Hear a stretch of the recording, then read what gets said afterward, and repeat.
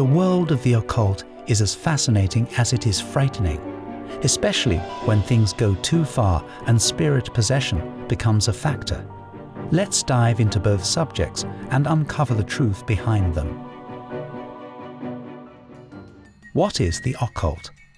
In the broadest sense, the occult is a category of esoteric supernatural beliefs and practices that generally fall outside the scope of religion and science, encompassing phenomena involving otherworldly agency, such as magic, sorcery, and mysticism, and their various spells. It can also refer to supernatural ideas like extrasensory perception and parapsychology. The term occult sciences were used in 16th century Europe to refer to astrology, alchemy, and natural magic, which today are considered pseudosciences. The term occultism emerged in 19th century France amongst figures such as Antoine Comte de Gabaldon. It came to be associated with various French esoteric groups connected to Eliphas Lewy and Pepys, and in 1875 was introduced into the English language by the esotericist Helena Blavatsky. Throughout the 20th century, the term was used idiosyncratically by a range of authors. Still, by the 21st century, it was commonly employed, including by academic scholars of esotericism, to refer to a range of esoteric currents that developed in the mid-19th century and their descendants. Occultism is thus often used to categorize such mystical traditions as spiritualism, theosophy, anthroposophy, the Hermetic Order of the Golden Dawn, and the New Age. The use of the term as a nominalized adjective has developed significantly since the late 20th century. In that same period, the occult and culture were combined to form the neologism occulture. The term occult is from the Latin word occultus. Clandestine, hidden, secret is knowledge of the hidden. In common usage, occult refers to knowledge of the paranormal, as opposed to knowledge of the measurable, usually referred to as science. The term is sometimes taken to mean knowledge that is meant only for certain people, or that must be kept hidden. Various 20th century writers on the subject use the term occultism in different ways. Some writers, such as the German philosopher Theodor W. Adorno, in his Theses against Occultism, employed the term as a broad synonym for irrationality. In his 1950 book L'Occultism, Robert Amadou used the term as a synonym for esotericism, an approach the later scholar of esotericism, Marco Passi, suggested left the term superfluous. Unlike Amadou, other writers saw occultism and esotericism as different, albeit related phenomena. In the 1970s, the sociologist Edward Teriakian distinguished between occultism, which he used in reference to practices, techniques, and procedures, and esotericism, which he defined as the religious or philosophical belief systems on which such practices are based.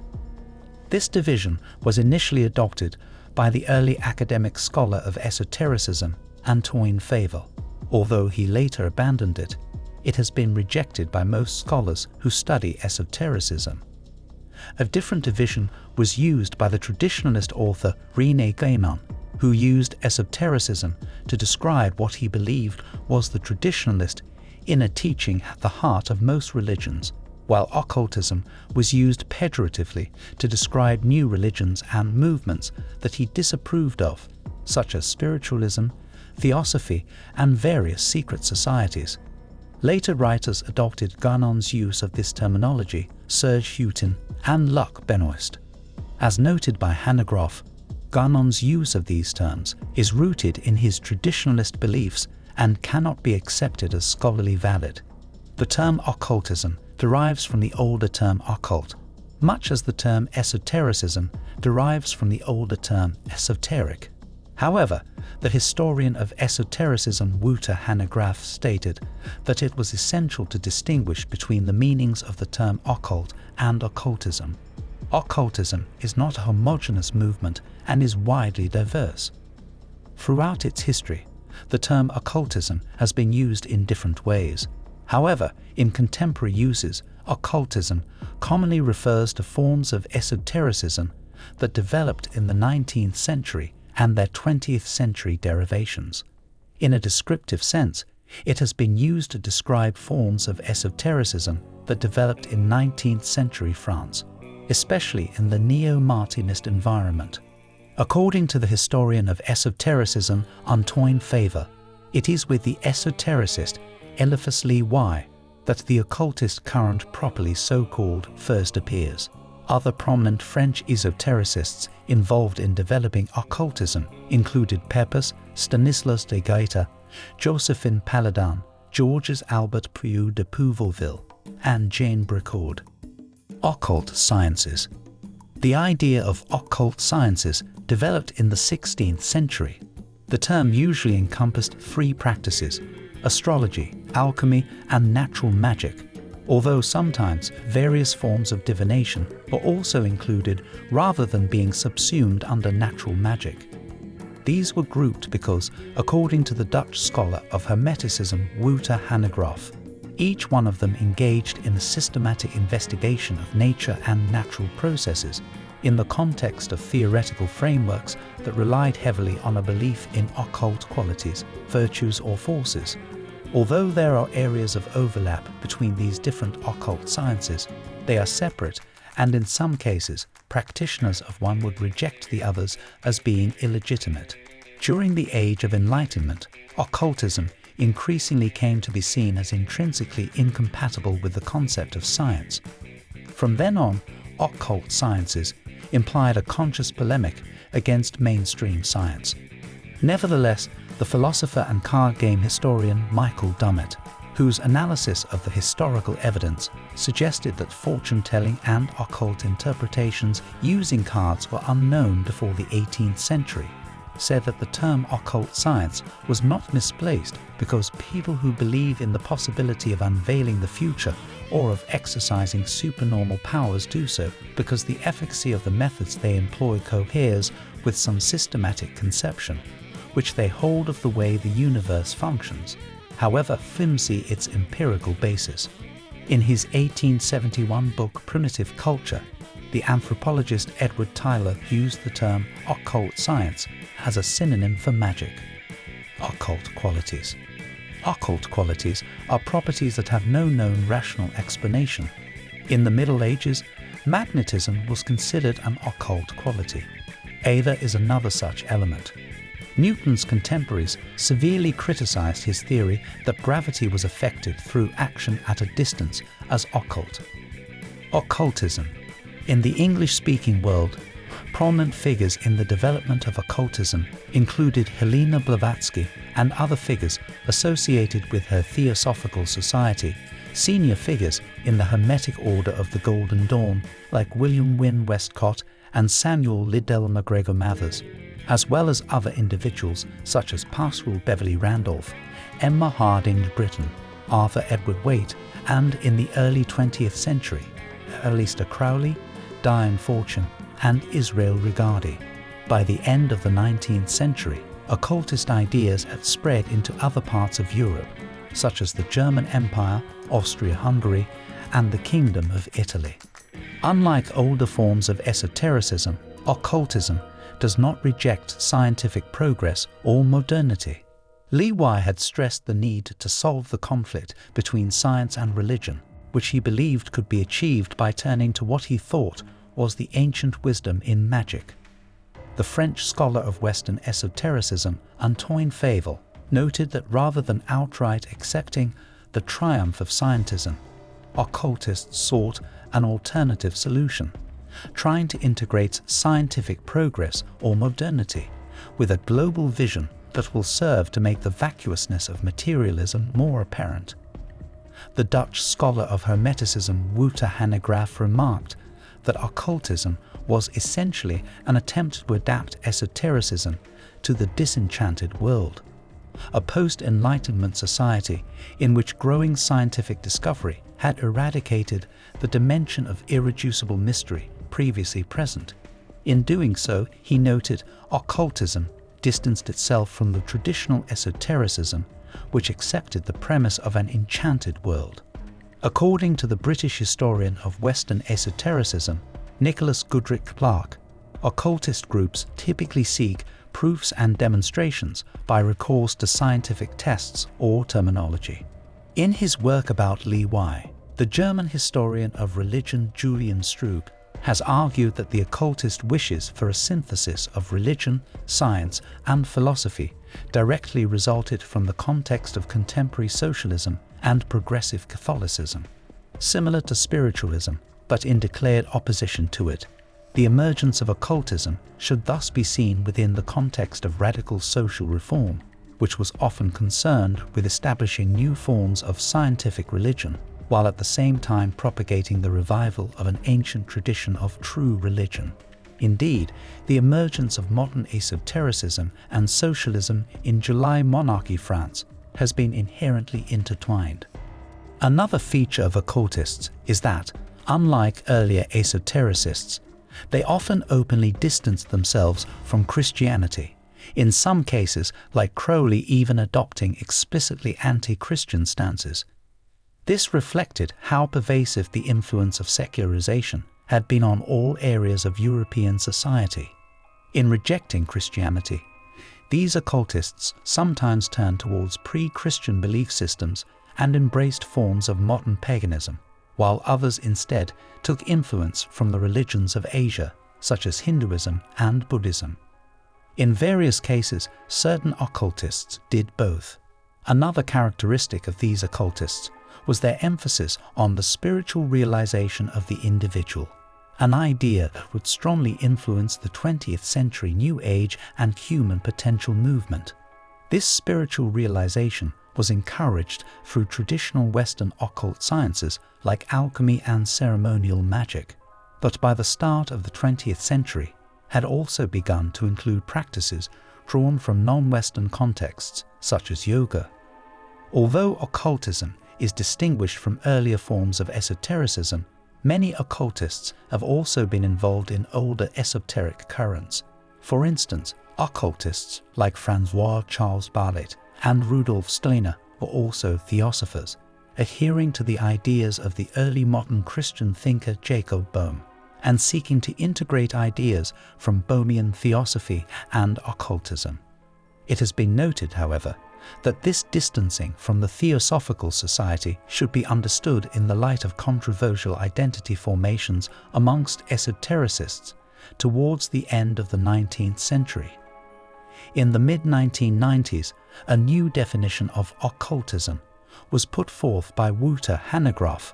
According to Hanegraaff, the term occultism can be used not only for the 19th century groups that openly self-described using that term, but also for the type of esotericism that they represent. Seeking to define occultism so that the term would be suitable as an etic category for scholars, Hanegraaff devised the following definition: a category in the study of religions which comprises all attempts by esotericists to come to terms with a disenchanted world, or by people in general to make sense of esotericism from the perspective of a disenchanted secular world.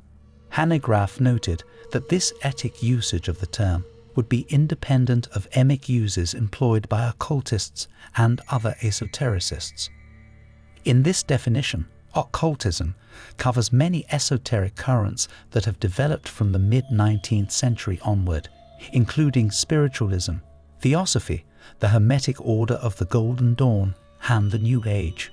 Employing this etic understanding of occultism, Hanegraaff argued that its development could begin to be seen in the work of the Swedish esotericist Emanuel Swedenborg and the mesmerist movement of the 18th century, although added that occultism only emerged in fully developed form as spiritualism.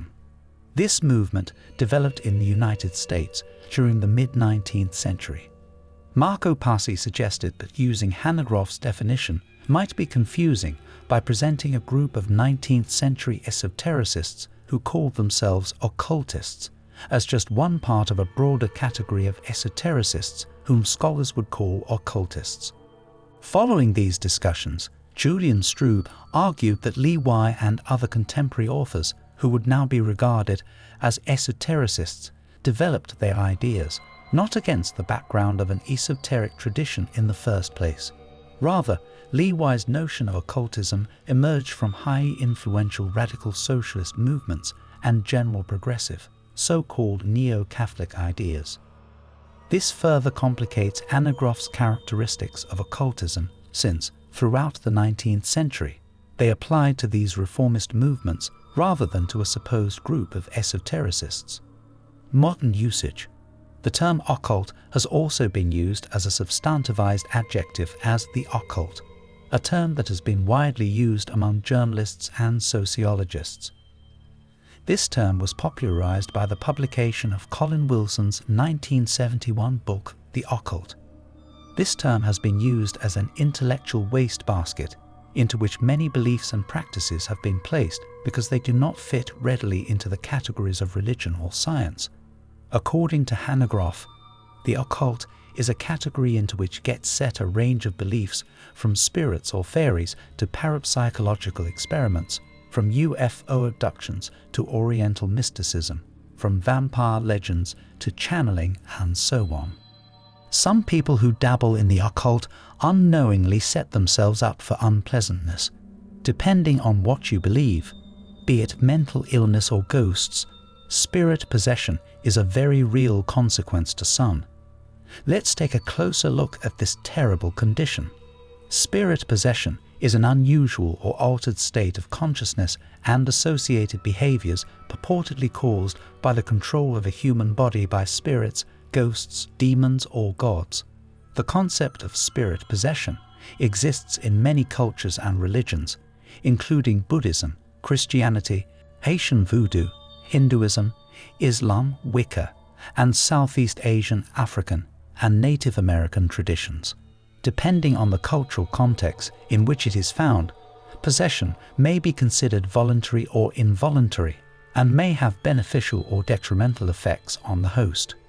In a 1969 study funded by the National Institute of Mental Health, spirit possession beliefs were found to exist in 74% of a sample of 488 societies in all parts of the world, with the highest numbers of believing communities in Pacific cultures and the lowest incidence among Native Americans of both North and South America. As Pentecostal and charismatic Christian churches move into African and oceanic areas, a merger of belief can occur with demons becoming representative of the old indigenous religions, which the Christian ministers attempt to exorcise. Christianity. From its beginning, Christianity has held that possession derives from the devil or Satan, is lesser demons, the fallen angels. In the battle between Satan and heaven, Satan is believed to engage in spiritual attacks, including demonic possession, against human beings by using supernatural powers to harm them physically or psychologically. Prayer for deliverance, blessings upon the man or woman's house or body, sacraments, and exorcisms are generally used to drive the demon out. Some theologians, such as Angel Manuel Rodriguez, say that demons, like those mentioned in Leviticus 20:27, possessed mediums. Another possible case of demonic possession in the Old Testament includes the false prophets that King Ahab relied upon before recapturing Ramoth-Gilead in 1 Kings 22.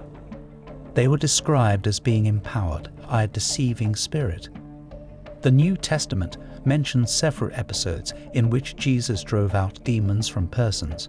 While most Christians believe that demonic possession is an involuntary affliction, there are biblical verses that suggest that demon possession is voluntary. Judas Iscariot fell under the devil's possession in John 13:27 because he continually agreed to the devil's suggestions to betray Jesus and wholly submitted to him. The New Testament indicates that demons can possess people, but that the demons respond and submit to Jesus Christ's authority. In the synagogue, there was a man possessed by a demon, an evil spirit. He cried out at the top of his voice, "Ha! What do you want with us, Jesus of Nazareth? Have you come to destroy us? I know who you are, the Holy One of God." "Be quiet," Jesus said sternly. "Come out of him." Then the demon threw the man down before them all and came out without injuring him. All the people were amazed and said to each other, "What is this teaching?" With authority and power, he gives orders to evil spirits, and they come out. And the news about him spread throughout the surrounding area. Luke 4:33-35. It also indicates that demons can possess animals, as in the exorcism of the Gerasene demoniac. Catholicism. Roman Catholic doctrine states angels are non-corporeal spiritual beings with intelligence and will. Fallen angels or demons can demonically possess individuals without the victim's knowledge or consent, leaving them morally blameless. The Catholic Encyclopedia says that there is only one clear case of demonic possession in the Old Testament, of King Saul being tormented by an evil spirit, 1 Samuel 16:14.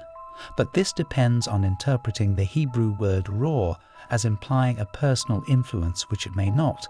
So even this example is described as not very certain.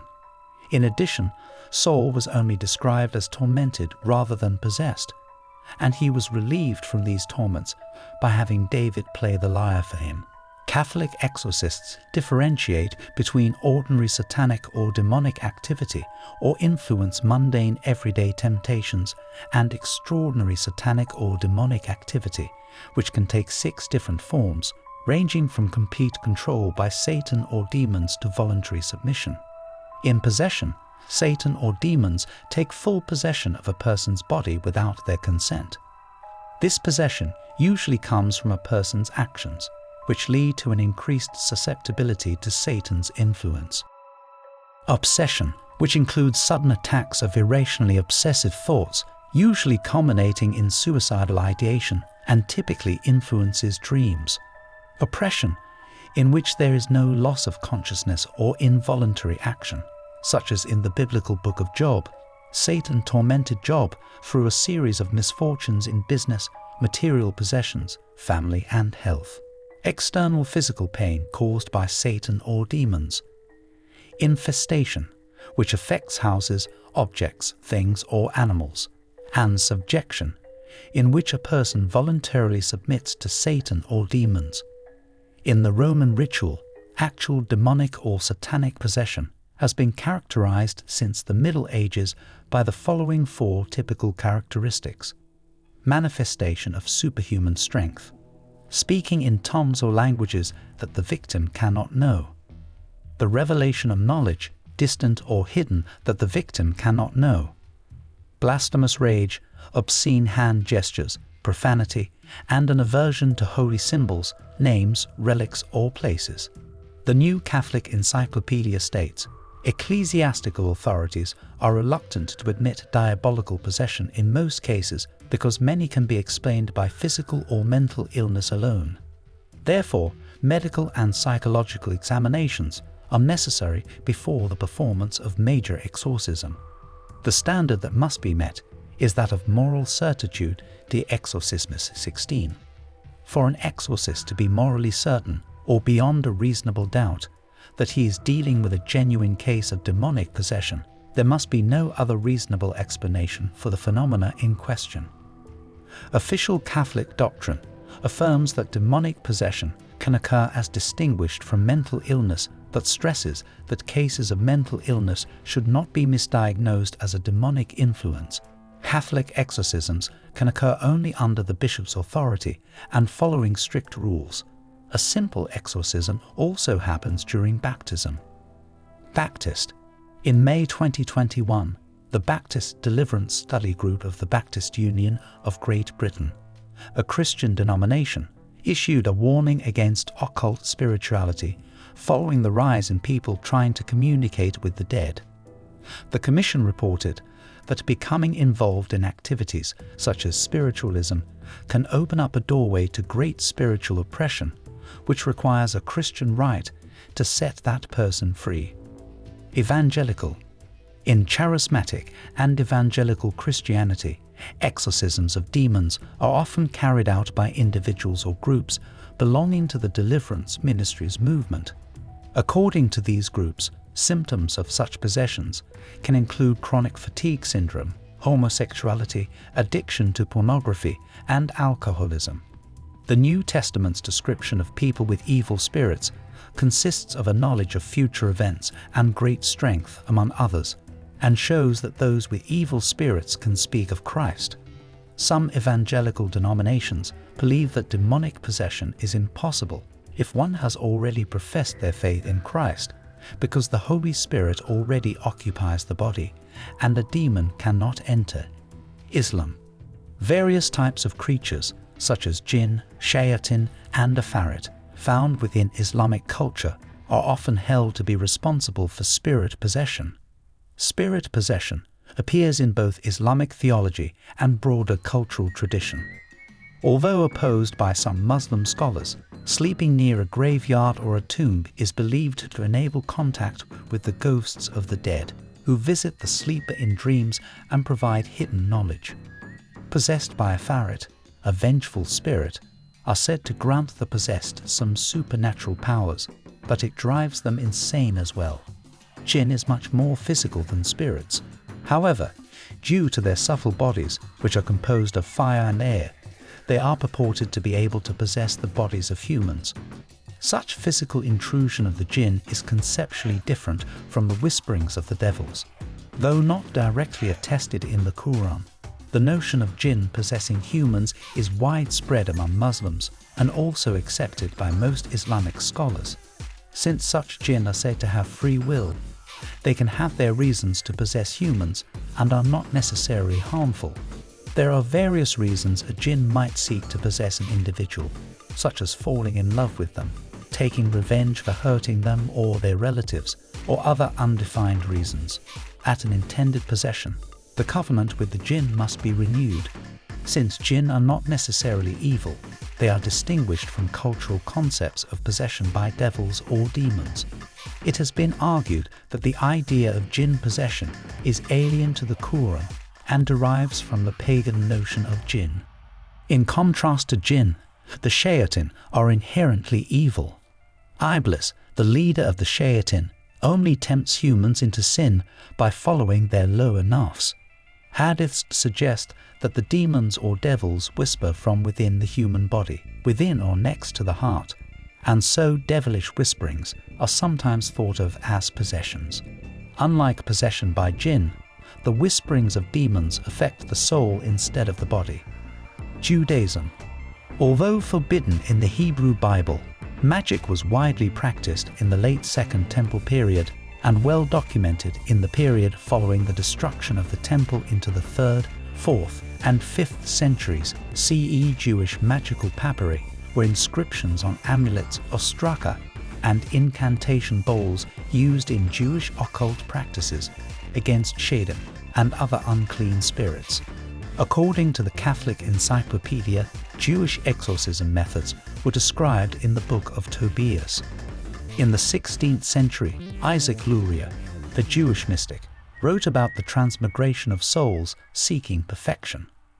His disciples took his idea a step further, creating the concept of a dibuk, a soul inhabiting a victim, until it had accomplished its task or atoned for its sin. The dibuk appears in Jewish folklore and literature and in chronicles of Jewish life. In Jewish folklore, a dibuk is a disembodied spirit that wanders restlessly until it inhabits the body of a living person. The Baal Shem could expel a harmful dibuk through exorcism. Witchcraft. In many witchcraft practices, spirit possession is a vital topic to be discussed. Witchcraft as a whole works with energies and spirits in one's surrounding environment. Yet when things may backfire, which happens quite often in witchcraft in spells, rituals, etc., a case of spirit possession isn't uncommon. The way that witches look at spirit possession is exactly as described. A person's body is taken over by an entity, energy, demon, or spirit, and the human's personality then changes and may be drawn to do certain things they wouldn't have done without this negative energy. For witches, a cleansing or banishment spell is the way to deal with unwanted spirit possession. Alternatively, within witchcraft, spirit possession can be the desired outcome. Invoking spirits in times of great need to lend strength or other characteristics to a given situation. Haitian Voodoo. In Haitian Voodoo and related African diaspora religions, one way those who participate or practice can have a spiritual experience is by being possessed by the lo or lure. According to tradition, when the lure descends upon a practitioner, the practitioner's body is used by the spirit. Some spirits are believed to be able to give prophecies of upcoming events or situations about the possessed one, also called a chwal or the horse of the spirit. Practitioners describe this as a beautiful but very tiring experience. Most people possessed by the spirit describe the onset as a feeling of blackness or energy flowing through their bodies as if they were being electrocuted. According to voodoo believers, when this occurs, it signifies that possession is about to take place. Spirit possession and its development. Spirit possession in China was prominent until the communist takeover in the 1950s, and most of the data gathered on this topic will be from the late 8th century. The Chinese believe that illnesses are due to possessing an evil spirit. These evil spirits become such when the family does not worship the deceased. They died unexpectedly or did not follow Confucius' ideals of filial piety and ancestral reverence accordingly. These evil spirits cause unexplainable disasters, agricultural shocks, and possessions. The Chinese believe that disease is the cause of the supernatural, which they do not have control over. Usually, in the writings about this, the healers are the ones being described with detail, not so much the patient. Magical practices are sometimes what spirit possession is referred to as. It is tough to distinguish between religion, magic, and local traditions. This is because all three are often fused, so sometimes trying to differentiate between them is hard. Scientific views. The works of Jean Rauch, Germaine Dieterlen, and Marcel Griol have been extensively cited in research studies on possession in Western Africa that extended to Brazil and North America due to the slave trade. The anthropologist Im Lewis noted that women are more likely to be involved in spirit possession cults than men, and postulated that such cults act as compensation for their exclusion from other spheres within their respective cultures. Physical anthropology. Anthropologists Alice B. Keogh and Dodie H. Giletti argued that the reason that women are more commonly seen in Afro-Eurasian spirit possession cults is because of deficiencies in thiamine, tryptophan, niacin, calcium, and vitamin D. They argued that a combination of poverty and food taboos caused this problem, and that the strains of pregnancy and lactation exacerbate it. They postulated that the involuntary symptoms of these deficiencies affecting their nervous systems had been institutionalized as spirit possession. Medicine and psychology. Spirit possession of any kind, including demonic possession, is not a psychiatric or medical diagnosis recognized by the Diagnostic and Statistical Manual of Mental Disorders or the 10th revision of the International Statistical Classification of Diseases and Related Health Problems. However, in clinical psychiatry, trance and possession disorders are defined as states involving a temporary loss of the sense of personal identity and full awareness of the surroundings, and are generally classed as dissociative disorders. People alleged to be possessed by spirits sometimes exhibit symptoms similar to those associated with mental illnesses such as psychosis, catatonia, hysteria, mania, Tourette's syndrome, epilepsy, schizophrenia, or dissociative identity disorder, including involuntary, uncensored behavior, and an extra-human, extra-social aspect to the individual's actions. It is not uncommon to ascribe the experience of sleep paralysis to demonic possession, although it's not a physical or mental illness. Studies have found that alleged demonic possessions can be related to trauma. In the entry article on dissociative identity disorder, the Diagnostic and Statistical Manual of Mental Disorders states, possession form identities in dissociative identity disorder typically manifest as behaviors that appear as if a spirit, supernatural being, or outside person has taken control such that the individual begins speaking or acting in a distinctly different manner. The symptoms vary across cultures. The Diagnostic and Statistical Manual of Mental Disorders indicates that personality states of dissociative identity disorder may be interpreted as possession in some cultures, and instances of spirit possession are often related to traumatic experiences, suggesting that possession experiences may be caused by mental distress. In cases of dissociative identity disorder, in which the alter personality is questioned as to its identity, 29% are reported to identify themselves as demons, a 19th century term for a mental illness in which the patient believes that demons or evil spirits possess them is demonomania or cacodemomania. Notable accounts of alleged demonic and spirit possessions.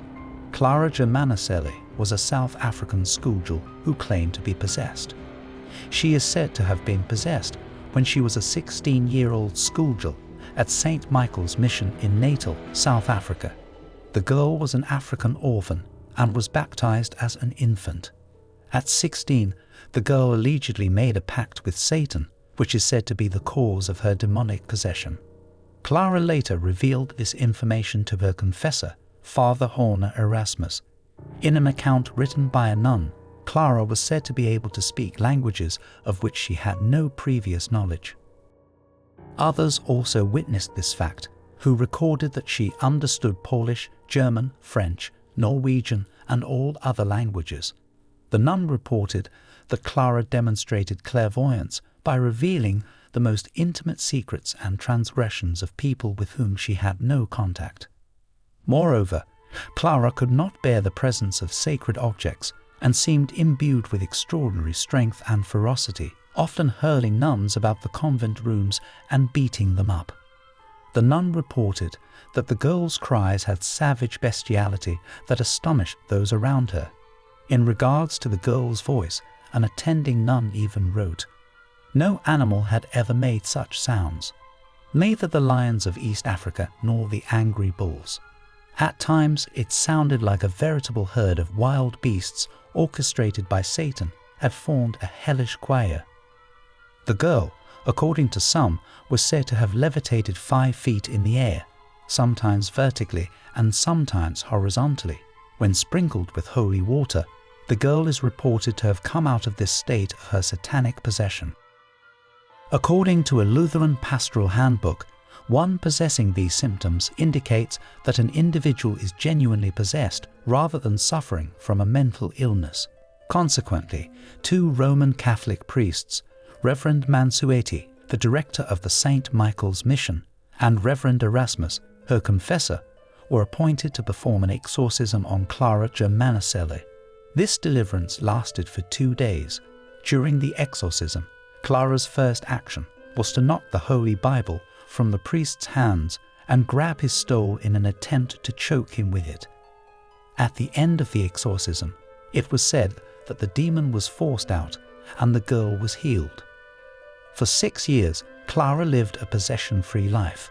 She felt ashamed for her behavior, asking for forgiveness while seeking humble pursuits. She died in 1912 from heart failure at the age of 22. However, history had lost track of and forgotten Clara in some versions of her story. A boy identified as Robbie Mannheim was the subject of an exorcism in 1949, which became the chief inspiration for The Exorcist, a horror novel and film written by William Peter Blatty, who heard about the case.